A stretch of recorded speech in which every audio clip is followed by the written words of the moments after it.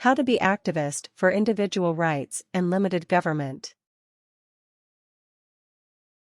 The New York Times, Business Day, Economic Scene says, the numbers on our federal debt are becoming frighteningly familiar. The debt is projected to equal 140% of gross domestic product within 2 decades. Add in the budget troubles of state governments, and the true shortfall grows even larger. Greece's debt, by comparison, equals about 115% of its GDP today. Suppose that excessive government spending may in some events lead to collapsed economies, massive unemployment, curfews, and other restrictions of freedoms could be in the future of bankrupt individuals, cities, states, and/or nations. Would you expect that such problems could affect your personal freedom and individual rights in case of controls necessary if those economies crash? From the point of view of equal rights, would it work for bankrupt governments to continue their spending and borrowing in such governments? What if borrowing from other nations is no longer available at that point? So, what can you consider doing about government which may be growing and spending as they see fit in many areas of your individual life and possibly affecting free rights? Steps.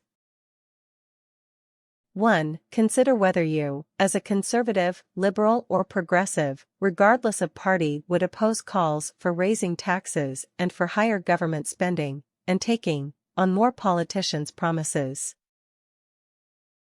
Making new expenses.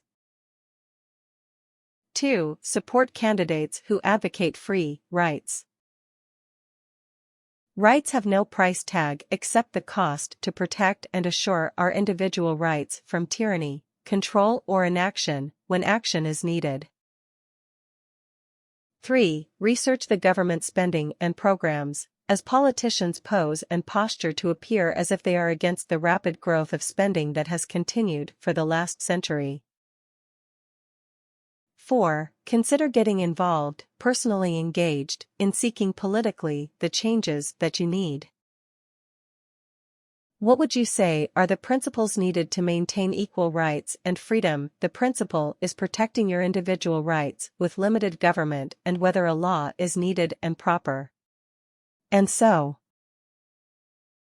5. Avoid ignoring or judging government programs by size between big and small government, which is not necessarily the main point.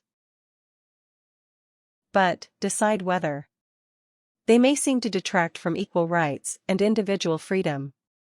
They support your freedom as an individual to do right for yourself, your family, your economic life and freedom. 6. Vote your way. Decide whether to vote for or against the politicians and their programs that lead to government acting in areas of individual determination and opportunity, everyday life.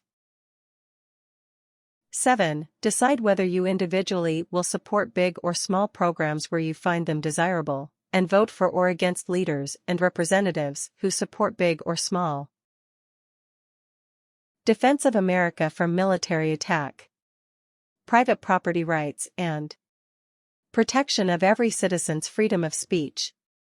Support of the right to bear arms, self-defense, and individual rights of self-determination, learning, education, training, working, saving.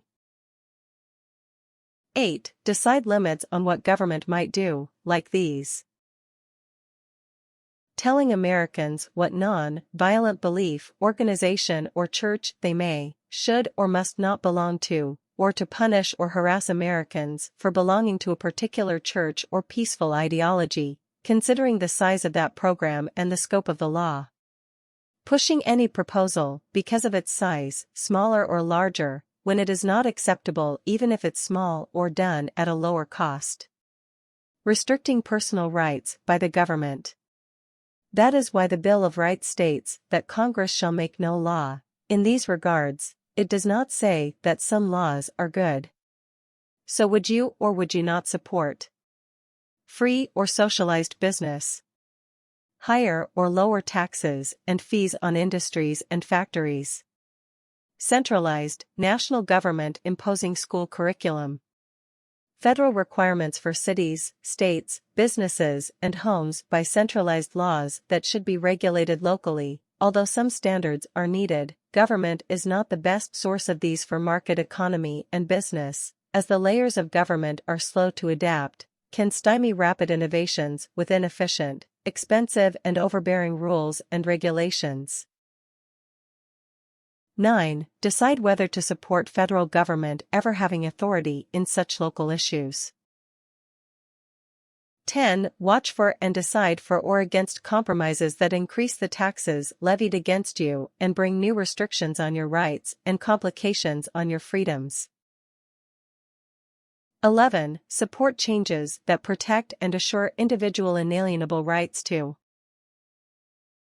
life, liberty, and the pursuit of happiness as a major purpose of government. 12. Consider seeking legislative representatives who want and will work for limited government, including opposing and possibly defeating increased government spending in any principled way so that your freedoms can be heard and felt. 13. Defend everyone's freedom to think, to act, and to prosper, but not to guarantee the goods produced by another. You are free to pursue your own happiness. 14. Decide whether to require taxation for personal, non-emergency needs to assure individual rights and personal freedom. To protect freedom to act is a main job of government. 15. Realize that the U.S. Constitution does not state that the government can make a totalitarian or police state in the USA as has been done in other places to promote government control of all phases of daily life. 16. Understand the powers constitutionally belonging to the American government. Think about whether new proposals protect the liberty of individual Americans, or does it threaten liberty? Is there any right basis for opposing one law bill because it is big while accepting another because it is small? Any amount of legislation may grow in scope over time like the income tax. A small amount of taxes and programs were the foothold for today's massive government programs. 17. Find out how to fend for yourself. Be trained, educated, and gainfully employed or employing others. 18. Press for independent thought, including speech and religion, work and production, and business with others, under the rules of law, as the meaning of individual rights. You are still free to act for the achievement of one's own prosperity and happiness, including the right to help others voluntarily, should both parties wish, and the right to fail if you make a mistake with limits to what government officials may do about that. 19. Focus on the principle of individual rights, and defend that by your vote and the right to communicate and propose freedom regardless of all opponents, of any size. 20. Oppose government where freedoms becoming limited and regulated in small ways that may grow and spread until many areas of life are dictated and specified by officials based on government services and needs that may come to bear in many areas of life and threaten freedom. Tips. The American Declaration of Independence and the Constitution made individual rights into the main principle of American government. To secure these rights, governments are instituted among men was how the founders saw the issue. Individual rights were defined in the American Constitution. Each branch of government is limited to specific powers, and each branch is checked and balanced by the other branches, in order to allow the government to act as a defender of rights. President Clinton spoke in 1996 about big government. The era of big government is over, but we can't go back to a time when our citizens were just left to fend for themselves. So what is your idea of assuring personal responsibility and freedom? How did that kind of thing work out? What really happened to big government and welfare, overall, since then in city, state, and national spending and debt?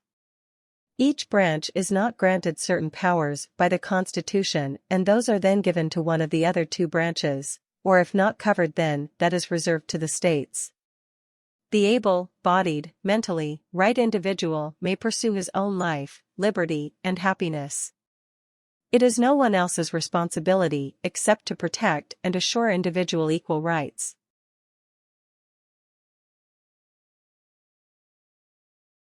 Warnings.